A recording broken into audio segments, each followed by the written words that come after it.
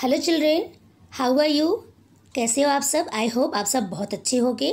आज हम क्लास 10 मराठी अक्षर भारती क्वेश्चन बैंक का आंसर देखने वाले हैं बच्चों। इसका सोल्यूशन देखने वाले हैं जिसमें हम विभाग 2 पद्य करने वाले हैं, जिसमें से 2 कविताएं हमने सिखा दी है।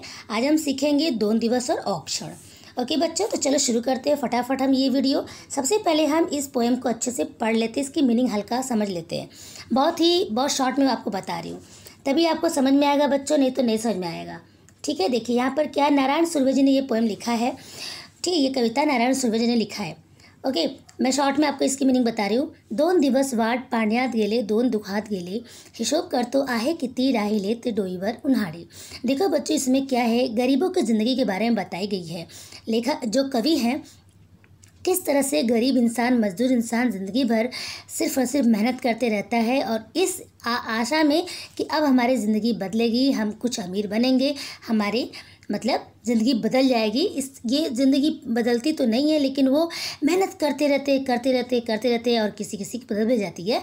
तो चलिए इसमें क्या लिखा है इन्होंने, ये तो हमने प्रसंग बता दिया हल्का सा। ठीक है, ये कह रहे हैं कि गरीब ऐसे कहते हैं कि दो दिवस हमारे 2 दिन हमारे ज़िंदगी के, हमारे 2 दिन जो है दुख के बीत गए हैं। ठीक है, 2 दिन मतलब यहाँ पे कहने का मतलब ये है कि सिर्फ आज और कल नहीं, ये 2 दिन कहने का मतलब है कि ज़िंदगी के कुछ दिन, ज़िंदगी के कुछ पल, ज़िंदगी के कुछ समय जो हमारे दुख में गए और अभी कुछ अच्छे समय आएंगे। इस इंतज़ार में हम रास्ते का हम रास्ता देखते हैं कि अब शायद ज़िंदगी में कुछ अच्छे दिन आएंगे। दुख के कुछ दिन चले गए और दुख के बाद कुछ अच्छे दिन आएंगे, ये राह देखने में ही चला जाता है। और हिशोब कर तो आहे कितनी राहिले डोईवर उन्हाड़े। और कवि कहते हैं कि इसी हिसाब में ये हिसाब किताब करते रहते हैं कि हमारे देखो, डोईवर मतलब होता है क्या, सिर पर। ठीक है, और उन्हाड़े मतलब धूप। हिसाब ये करते रहता है इंसान। धूप मतलब यहाँ पे बच्चों तकलीफ से है। ठीक है, कि ज़िंदगी में अब ये जो हमारे सर पे दुख है, जो हमारे सिर पे ये तकलीफ़ है, ये अब चले जाएंगे, कब जाएंगे, नहीं जाएंगे, जाएंगे कि नहीं जाएंगे, इसी सब के बारे में सोच के हम हिसाब करने में चला जाता है। ओके, समझ में आ रहा है आप लोग को। शेकडो वेळा चंद्र आला, तारे फुलले, रात्र धुंद झाली, भाकरीचा चंद्र शोधणीयातच जिंदगी बर्बाद झाली। अब देखो यहाँ पे क्या है, कभी ये बोलते हैं कि जो गरीब लोग हैं वो कहते हैं कि हमारी ज़िंदगी में तो 100 बार से भी ज़्यादा, कई बार, सैकड़ों बार, कई बार चांद आए, चांद खिले खुशियों के दिन आए, तारे फुरले तारे आए। यहाँ पे चांद और तारे का मतलब ये है कि खुशियों के दिन आए, पर हमारी ज़िंदगी में हमारी जो रात है हमेशा धुंधली ही होती है। देखो, रात को चांद तारे रात को ही आते हैं ना, तो थोड़ा चांदनी रात उजाला हो जाता है ना, लेकिन ये कह रहे हैं कि हमारी रात तो धुंधली ही रह जाती है। हमारी रात, हमारे ज़िंदगी में खुशियों के दिन तो आ ही नहीं पाते हैं। हमारी क्या भागरीचा चंद्र सोधणीयातच ज़िंदगी बर्बाद झाली। हम तो भाई दिन रात सिर्फ रोटी के जुगाड़ में ही परेशान हो जाते हैं, बर्बाद हो जाती है हमारी ज़िंदगी। तो रोटी के जुगाड़ करने में ही पूरी ज़िंदगी तबाह हो जाती है, बर्बाद हो जाती है। कभी अच्छे दिन तो आ ही नहीं पाते हैं। समझ आ रहा है आप लोग को। हे हाथ माझे सर्वस्व दारिद्र्याकडे गहाडच राहिले। बोलता है कभी, यहाँ पे बोल रहे हैं, सुर्वे जी बोल रहे हैं कि जो गरीब होते हैं वो कहते हैं कि ये हमारा हाथ ही हमारा सब कुछ है भाई, हमारा हाथ ही हमारे लिए सब कुछ है। ऐसा लगता है कि ये दरिद्रता में, गरीबी में हमारा हाथ गिरवी दे दिया गया है। बच्चों, ऐसा इसलिए कहा गया है कि वो मजदूर हैं, किसी के अंडर में काम कर रहे होते हैं, तो जब वो इजाज़त देगा तभी तो वो काम करना बंद करेगा। बोलेगा जाओ अब छुट्टी है, ये लो पैसा, कुछ कहेगा तभी तो। इसलिए बोल रहे हैं कि हमारा हाथ सब कुछ है और हमारा हाथ ऐसा लग रहा है कि गिरवी दे दिया गया है, इस गरीबी में गिरवी दे दिया गया है। कधी माना उचाव ले ले, कधी कलम झालेले पाहिले। अब यहाँ पे ये बोल रहे हैं कि कभी कभी तो हमारा मन बहुत ऊंचा महसूस करता है और कभी कभी तो ऐसा लगता है कि हमारा सिर कलम हो गया है। पता है ऐसा क्यों बोल रहे हैं? ऐसा इसलिए बोल रहे हैं कि वो कभी कभी जब कोई उनसे हेल्प मांगता है, मदद मांगता है, तो वो अब गरीबी में वो क्या मदद करेंगे, जो उनकी सामर्थ्य अगर वो कभी कभी कर भी देते हैं तो उन्हें बहुत फ़ख्र महसूस होता है, उनका सिर ऊंचा, उनको लगता है कि उनको बहुत गौरवान्वित होते हैं वो।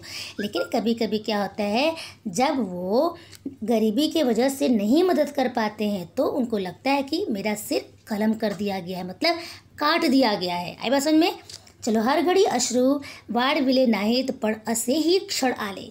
हर घड़ी हम हर समय आंसू नहीं बहाते, हम हर समय आंसू बहाना नहीं चाहते।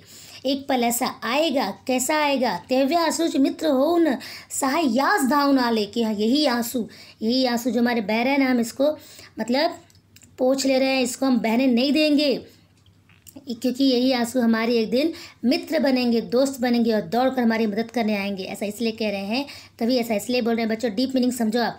ऐसा इसलिए कहा जा रहा है कि ये जो आंसू जो बह रहा है हमारी गरीबी में, हम जब दुखी हो रहे हैं तो हमें कमज़ोर नहीं समझना चाहिए, हमें बल्कि आंसू को पोंछ कर और मजबूती से एकदम अपने ड्यूटी पे एकदम मतलब अपने काम में लग जाना चाहिए। तो हम जब काम में एकदम अच्छे से लग जाएंगे, रोएंगे नहीं, तो रोना मतलब कमज़ोरी होता है, रोएंगे नहीं, अपने आप को हम कमज़ोर महसूस नहीं करेंगे, तो हम बहुत ताकत से काम करेंगे, तो सिंपल सी बात है, गरीबी तो दूर हो ही जाएगी। आई बात समझ में? दुनिया चाहे विचार हर घड़ी केला अगा जग में झालो। देखो, दुनिया चाहे विचार, ये है ना, कह रहे हैं यहाँ पर कवि बोल रहे हैं कि दुनिया में हर समय ये गरीब लोग दुनिया के बारे में हर समय विचार करते हैं, हर समय अगा जग में झालो, कि कब ये ज़िंदगी मतलब एकदम जगमय हो जाए, पूरा सब लोग उनको जानने लगे, हमेशा विचार करते रहते हैं। दुख पेलावे कसे पुनः जगावे कसे, याद साड़े सीख लो। ये कह रहे हैं कि कभी कह रहे हैं कि दुख को कैसे सहन किया जाता है, पेलावे मतलब सहन करना, और किस तरह से दोबारा ज़िंदगी को एक नए मतलब एनर्जेटिक होके एकदम जोश में आके कैसे जिया जाता है, ये सब हमने इस गरीबी रूपी शाला से सीखी है, इस गरीबी रूपी विद्यालय से, इस गरीबी रूपी पाठशाला से हमने सीखी है, क्योंकि गरीबी में इंसान बहुत कुछ सीख लेता है। जोत बट्टीत शिकावे पोलाद तसे आयुष्य छान शिकले, 2 दिवस वाट पाण्यात गेले, 2 दुखात गेले। यहाँ पे कवि ये बोल रहे हैं कि जिस तरह से लोहा को, जो पोलाद लोहा, ठीक है, जिस तरह से लोहा को भट्टी में सेक के गरम जब हो जाता है तो उसको अलग अलग आकार, जिस आकार में उसको बनाना होता है, जो आकार देना होता है, उसको हम आकार दे पाते हैं, उसी तरह से गरीबी रूपी भट्टी में हम सेक के हम अपने जीवन को एकदम छान, एकदम बहुत अच्छा कर लेते हैं, बहुत ही अच्छा, बहुत ही सुंदर कर लेते हैं। समझ बता रही है? बहुत इंपॉर्टेंट लाइन है ये।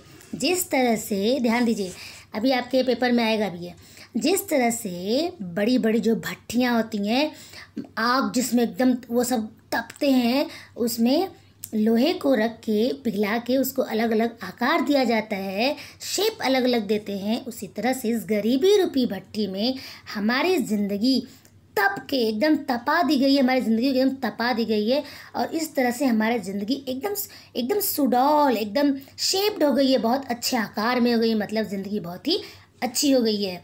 तो इस तरह लास्ट लाइन में फिर से बोल रहे हैं कि 2 दिन हमारे ज़िंदगी दुख के चले गए हैं, और 2 दिन इस इंतज़ार में कि अच्छे पल आएंगे, इसमें बीत रहे हैं। तो बच्चों देखते हैं, आप देखो इसमें क्या क्या है, हम बहुत अच्छे समझ लेते हैं फटाफट। आई होप आपको मैंने बहुत हल्के में बताया, समझ में आ गया होगा, तो आप इसका सब कुछ कर सकते हो आराम से, नहीं तो प्रॉब्लम होती। देखो बच्चों, अब यहाँ पर क्या दिया गया है, आकृति पूर्ण करा, ठीक है, सूचना अनुसार कृति करा, ये तो बार बार हमेशा लिखा रहता है, आप पढ़ लो अच्छे से। आकृति पूर्ण करा, क्या चौकटी पूर्ण करा। कवीने पोलादाची उपमा कशाला दिली, कवि ने लोहे की उपमा किससे दी है बच्चों? आयुष्य, जीवन से। मैंने अभी भी आपको समझाया, बोला था मैंने भी आपको कि जिस तरह से लोहे को भट्टी में सेक के अलग अलग रूप देते हैं, ऐसे ही हमारी ज़िंदगी आयुष्य देखो, तो लोहे की उपमा किससे दी जा रही है? आयुष्य मतलब ज़िंदगी से। कवीची ज़िंदगी काय करण्यात बर्बाद झाली, कवि की ज़िंदगी, कवि अपने को गरीब बनाकर अपनी ही बातें बता रहा है यहाँ पे। आई बात समझ में? मैंने एक वीडियो डाली है बच्चों कविता का, सब अच्छे से वो आप उसमें देख लीजिए। कविची ज़िंदगी काय, अच्छा, कवि की ज़िंदगी क्या करने में बर्बाद हो गई है? भाग रीचा चंद्र सोनरियाज, बस रोटी के जुगाड़ करने में ही। आई बात समझ में? रोटी के जुगाड़ करने में। देखो यहाँ पे आपके पोएम में है, ये सब कविता में, ये सब मैंने यहाँ पे अंडरलाइन किया है, ठीक है, आप अच्छे से उसको देख लीजिए। कवि जगाच्या शाळेत हे शिकले, अच्छा, कवि को जो है जगाच्या शाळेत हे शिकले, ये संसार में देखो क्या मतलब क्या सीखते हैं, कवि क्या सीखते हैं, क्या दुख पिलावे कसे, दुख कैसे सहते हैं, पुनः जगावे कैसे, और जिंदगी को फिर से कैसे जिया जाता है, ये कवि सीखते हैं। कृति पूर्ण करा। देखो बच्चों यहाँ पे क्या लिखा है, अथक व अखंड कष्ट करू नहीं, आयुष्य भर गरीबी तच रहावे लागले, या आश याची कविते तीड़ ओढ़ शोधा। देखो अखंड अथक बहुत ज़बरदस्त मेहनत करना, बहुत कष्ट करना ज़िंदगी में, ठीक है। गरीब जो लोग हैं ना पूरी ज़िंदगी भर मतलब कष्ट ही करते रहते हैं ऐसा। तो ये जो है ना, ये किस लाइन में ये बात है, किस लाइन में बच्चों, देखो यहाँ पर है ये लाइन, मैंने अंडरलाइन किया है। हे हात माझे सर्वस्व दरिद्र्याकडे गहाड़च राहिले, ठीक है, दिख रहा है आपको, इसमें आपको ये पूरा ये डीप मीनिंग दिया है। ओके, आगे चलते हैं। झोत भट्टी शेकावे पोलाद असे आयुष्य छान शेकले, बहुत इंपॉर्टेंट लाइन है, मैं आपको बार बार बोल रही हूँ। जिस तरह से भट्टी में लोहे को तपा कर अलग अलग शेप दिया जाता है, इसी तरह से हमारी ज़िंदगी जो है गरीबी रूपी भट्टी में सीख कर बहुत ही अच्छी हो जाती है। इसको आप अपने वर्ड में लिखो, इसको समझाओ, आप बताओ इसे क्या समझते हो इस लाइन से आप। ये मैंने आपको लिख के दिया है, नीचे आपको सब मिलेगा। प्रस्तुत कवितेतील खालील शब्दांचे अर्थ लिहा। अब बच्चों इसका मीनिंग आपको लिखना है। जग का मतलब संसार, जिंदगी, जीवन, मित्र, सखा, दिवस, दिन। ओके, इसके अलावा इसके और भी बहुत सारे वर्ड्स हैं, सेम मीनिंग वाले बहुत सारे वर्ड्स होते हैं, तो ज़रूर नहीं कि मैं संसार ही आप लिखो, ठीक है, आप और भी लिख सकते हो, जैसे सिनोनिम्स होता है वैसे ही। खाली दिलेल्या ओडीचे आशय सौंदर्य स्पष्ट करा, 2 दिवस। अब ये जो 2 लाइन जो यहाँ पे लिखा है बच्चों, इसका क्या आशय है, इसका क्या मतलब है, क्या तात्पर्य है, आपको इसका सब मैंने नीचे लिख कर दिया है। देखो है ना, 2 दिवस वाट पाण्यात गेले, 2 दुखात गेले, 2 दिन दुख के चले गए, 2 दिन की अच्छे दिन के आने के इंतज़ार में कट रहे हैं। इसी हिसाब में कि हमारे जो सर पे तकलीफ़ है, जो हमारे पास आई है तकलीफ़, ये कब जाएगी, ये हिसाब करने में ही चला जाता है। तो इसको थोड़ा अच्छे से लिखना है, जो मैंने आपको नीचे लिख के दिया है। नीचे मतलब एकदम नीचे, ठीक है। पुढील कवितेच्या त्या खाली दिलेल्या मुद्द्यांच्या आधारे कृति सोडवा, 2 दिवस, ठीक है। अब देखो ये जो कृति के हिसाब से आपको जो पूछा जा रहा है बच्चों, आपको आराम से आंसर देना है। मुद्दा यहाँ पे दिया गया है, टॉपिक्स ये दिए है, क्या क्या करना है, इसमें से 5 ही करना है, लेकिन आपको यहाँ पर पूरा दे दिया गया, ठीक है। हाँ 5 करना है। देखो ये क्या दिया है यहाँ पे, ये कवि हैं या कवित्री हैं, कवि हैं नारायण सुर्वे, वो नाम लिख दीजिए। मैंने यहाँ पे नाम लिखना मैं भूल गई बच्चों, यहाँ पे नारायण सुर्वे लिख लीजिएगा आप, ठीक है। देखो यहाँ पे लिखा है ना आपके बुक में, 1 मिनट, हाँ, नारायण सुर्वे आप कैसे लिखोगे, 2 दिवस, ये है, कुछ न कुछ बार बार भूल जाती हूँ मैं बहुत जल्दी में। और हाँ, कवितेचा विषय जो है ना वो मैंने लिख के दिया है आप लोगों को, ठीक है। मैं जरा ट्राई करती हूँ। ये नाम है, नाम मैं लिखती हूँ नारायण सुर्वे, ठीक है, नारायण, ओके, नारायण हो गया। अब क्या लिखेंगे, सुर्वे, वो लिख दीजिए, वह पर एक ही मात्रा, फिर ऐसे कर दीजिए, नारायण सुर्वे हो जाएंगे, ठीक है बच्चों। तो ये क्या है, ये विषय नहीं, ये क्या है, कवि का नाम है, जो फर्स्ट वाला है ना, प्रस्तुत कवि का नाम क्या है बच्चों, ये कवि है, ये मैं एरो कर देती हूँ, ये कवि के लिए है, ओके, नारायण सुर्वे। अब समझ में आ रहा है ना, ओके, चलो आगे चलते हैं। हाँ, तो इसका विषय, ये किस विषय पे लिखा गया है, कविता का क्या विषय है बच्चों, ये मैंने खुद से लिख के दिया है आपको नीचे। अब 3rd वाला देख लेते हैं। कवितेतील दिलेल्या ओळीचा सरल अर्थ लिहा। ये जो नीचे 2 लाइन है ना, इसका इजी वर्ड्स में लिखो, एकदम अच्छे, एकदम सरल, कोई भी समझ जाए। शेकडो वेळा चंद्र आला, तारे फुलले, रात्र धुंद झाली, भाकरीचा चंद्र शोधण्यातच जिंदगी बर्बाद झाली। एक बार मैं फिर से इसको बता देना चाहती हूँ। यहाँ पे कवि ये बोलते हैं कि जो गरीब हैं, अपने को वहाँ पे गरीब बन के वो बता रहे हैं कि सबकी ज़िंदगी में तो सैकड़ों बार, मतलब बहुत बार, हंड्रेड्स ऑफ टाइम क्या आता है, चांद आते हैं, तारे आते हैं, चांद आती है, तारे फूलते, मतलब तारे खिलते हैं, सबके उजाले ज़िंदगी में हो जाते हैं, लेकिन हमारी रात जो है, हमारी जो रात तो अंधेरी ही रह जाती है, क्योंकि हम हम क्या करते हैं, भाकरी चा चंद्र, हमारे लिए तो भाई चांद या जो भी सब कुछ हमारी रोटी है, हम तो रोटी के ही चक्कर में ज़िंदगी को अपने बर्बाद कर दिए एकदम। ओके, इसको हमने अच्छे से लिख के दिया है, आप लिख लेना। कवितेत आलेल्या शब्दांचे अर्थ लिया, इसका अर्थ लिखना है बच्चों। रात्र का रात, सहाय का मदद, शिकावे का गरम करना होता है, गरम, चंद्र का चांद। ओके, प्रस्तुत कविता आवडण्याचे वा न आवडण्याचे कारण।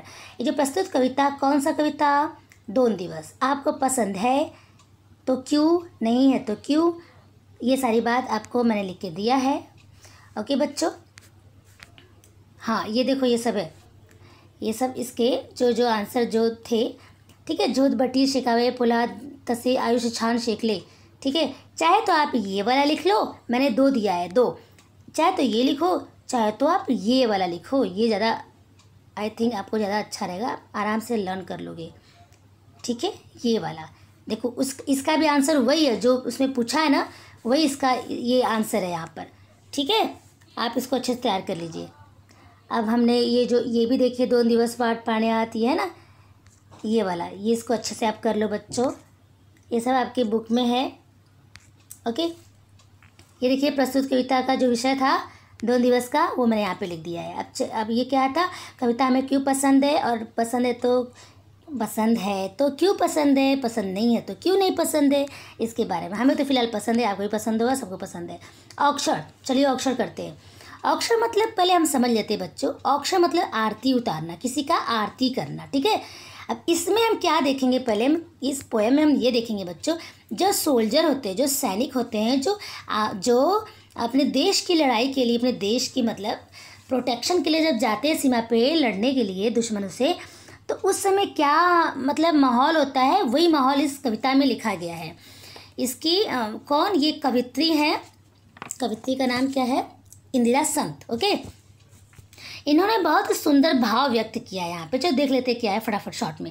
नाही मुठी मध्ये द्रव्य, नाही शिरे मध्ये रक्त, काय करावे कडेना, नाही कष्टाचे सामर्थ्य, जीव ओवा, पर यहाँ तक देख लेते हैं। एक कवित्री बोल रही हैं, इंदिरा संत जी बोल रही हैं कि जब सैनिक जब जा रहे हैं ना, अपने लड़ाई के लिए जा रहे हैं, तब का ये यहाँ पर माहौल है, सीन है। यहाँ पे ये बोल रही हैं कि सैनिकों के सम्मान के लिए कह रही है, कि सैनिकों के लिए बोल रही है कि न तो हमारी मुट्ठी में पैसा है, न ही हमारे नसों में खून है, रक्त मतलब खून, नहीं हमारे मुट्ठी में पैसा है, न ही हमारे नसों में खून है, हम क्या करें समझ में नहीं आ रहा है, हम कौन सा, हमारी न तो हमें कष्ट करने की सामर्थ्य है।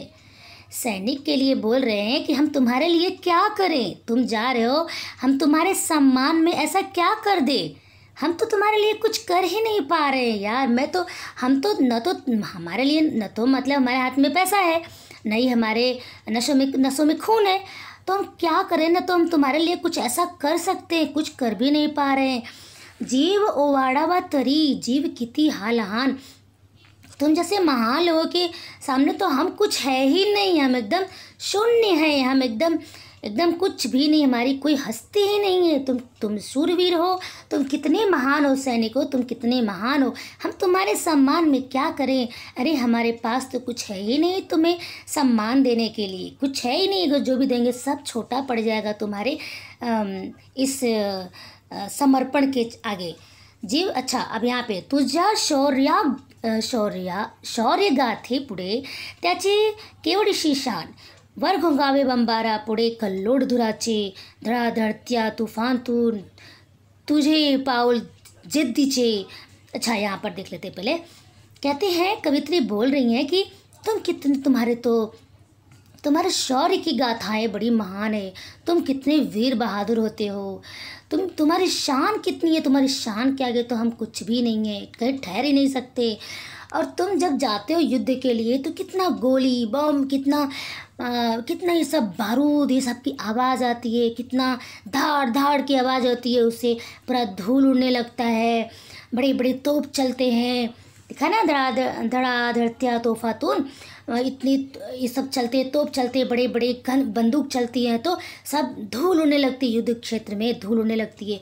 तो पर भी तुम्हारे पैर कितने जिद्दी होते हैं, तुझे पाउल जिद्दी चे, तुम्हारे पैर कितने जिद्दी होते हैं। मतलब यहाँ पे ये है बच्चों कि तुम फिर भी डटे रहते हो वहाँ पर, तुम्हें कोई हिला नहीं पाता है। तुम कितने महान हो, तुझी विजयाची दौड़ डोळे भरून पहावी। तुम्हारे ये विजय का दौड़ जो देख के, ये भागम भाग देख के तो मेरी आंखों में पानी आ जाता है। डोळ्यातील आसमवाची ज्योत ज्योत पाजळावी अशा असंख्य ज्योतीची, तुझ्या मागून राखण दीन दुबळ्यांचे असे तुला एकच औक्षण। देखो बच्चों यहाँ पे क्या है, ये कह रही है कि इतना तुम्हारा भाग दौड़ देख के तुम्हारे आंखों में पानी आ जा रहा है।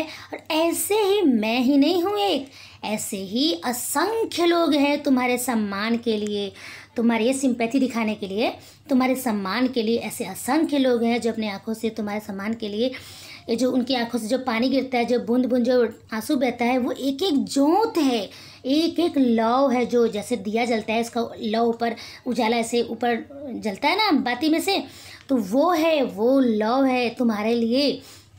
ऐसे असंख्य ज्योति है जो सबकी आंखों से जो आंसू टपकते हैं, वो सब एक ज्योत का काम कर रहे हो तुम्हारे लिए। इससे इसके अलावा तो हमारे पास, हम सब देशवासियों के पास तुम्हारा मान सम्मान रखने के लिए तो कुछ भी नहीं है, बस और बस यही है दीन दुर्बलांचे असे। ये जो हमारे देशवासियों के लिए दीन दुर्बलांचे बोला गया, ये जो दीन दुर्बल ये लोग हैं ना, जिसके पास न तो हाथ में द्रव्य है, न नसों में खून है, ये सारी बात ही बताया गया ना, इसलिए इनको दीन दुर्बल बोल दिया गया है कि ऐसे दीन दुर्बल देशवासियों के पास तो बस ये आंसू रूपी ही ज्योति जलाकर तुम्हारी वो आरती कर रहे हैं। तुला एकच औक्षण, एक तुम्हारी यही वो इससे आरती कर रहे हैं। समझ में आ रहा है बच्चों आप लोग को? तो चलिए अब इसका देख लेते हैं फटाफट। खाली अच्छा चौकटी पूर्ण करना है। मुठी मध्य जे नाही, मुठी मध्य क्या नहीं, द्रव्य। शिरेमध्ये क्या, रक्त। शिरेमध्ये नहीं, रक्त नहीं है ना। जीव असा आहे लहान, ठीक है। जवानाचे पाऊल असे आहे जिद्दीचे। पैर कितने, जवान के पैर कितने कैसे जिद्दी होते हैं। देखो सब पोएम में है, इतना काम आप कर लीजिए बच्चों। मैंने आपको इसको समझा दिया अच्छे से, सब देखो मैंने अंडरलाइन किया है। ओके, तो अब किधर, हाँ अब नीचे चलते हैं। अब चलो हम यहाँ पे देख लेते हैं क्या है। प्रत्येक एका वाक्यात उत्तर लिहा। बच्चों ये जो सेंटेंस है, इसको एक वाक्य में इसका आंसर देना है, ठीक है। सैनिकांचे औक्षण कशाने केले जाते। सैनिकों की आरती कैसे की जाती है। सैनिकांचे औक्षण डोळ्यांतील आसावाच्या ज्योतिनी केले जाते। मैंने आपको बताया था ना, ऐसी असंख्य आंखों से जो पानी गिर रहा है, बूंद आंसू रो रो के आंखों से, उसी से उनकी मतलब उसी को समझ लिया गया कि यही उनकी आरती है, ठीक है। ये आप लिख लीजिए, ये आपका आंसर है। दीन दुबळे असे कवित्रिनी कोणाला उद्देशून संबोधले आहे। देखो दीन दुबळे कवित्रिनी किसको बोला है, यहाँ पे किसे बोला गया, दीन दुबळे असे कवित्री देशवासियांसाठी उद्देशून संबोधले आहे बच्चों, यहाँ पे कट गया है, ठीक है। तो मैंने कविता समझाई थी, समझ में आया ना आप लोग को, तो आंसर आप खुद भी कर सकते हो, ठीक है। चलिए आगे देखते हैं क्या लिखा है। पर्यायवाची शब्द लिखना है बच्चों। पर्यायवाची मतलब सिनोनिम्स होता है, एक ही मीनिंग के अलग अलग दूसरे वर्ड्स को हम क्या बोलते हैं, पर्यायवाची। डोळे नयन, आग भी होता है। कल्लोड लोड, ठीक है, क हटा दो, कल हटा दो, लोड, ठीक है। शान वैभव, औक्षण ओवाळे, ठीक है। खालील ओळीतील तुम्हाला समजलेला विचार तुमच्या शब्दात लिहा। देखो ये जो है बच्चों अपने शब्दों में लिखना है आपको, समझा के अच्छे से। वर घोंगावे बंबारा, पुढे कल्लोड धुराचे, धडाडत्या तोफातून तुझे पाऊल जिद्दीचे। मैंने आपको बताया था कि जब युद्ध क्षेत्र में जाते हैं सैनिक लोग, तो कितना बम की आवाज़, ज़ोर ज़ोर सी आवाज़, कितना, और इसे जब बड़े बड़े तोप चलते हैं तो धूल उड़ने लगता है, तो पर भी तुम्हारे पैर कितने ज़िद्दी होते हैं, तुम लोग वहाँ पर डटे हुए रहते हो, युद्ध के मैदान में कितना वो संघर्ष करते हो। इसको मैंने लिख के दिया है आपको समझा के अच्छे से। पुढील अक्षर कवितेच्या खाली दिलेल्या मुद्द्यांच्या आधारे कृती सोडवा। अब देखो बच्चों फटाफट क्या लिखा है, ये जो जैसा बोला जा रहा है वैसा करना है आपको। मुद्दा यहाँ पे दिया है क्या है कि ये कवित्री जो भी इनका नाम क्या है, ये कवित्री है, इसलिए मैंने यहाँ पे लिखा है कवित्री पे टिक कर दिया है। और कवित्री का नाम क्या है, इंदिरा संत। ओके, प्रस्तुत कवितेचा शब्द I have given you, okay, नीचे दिया गया है।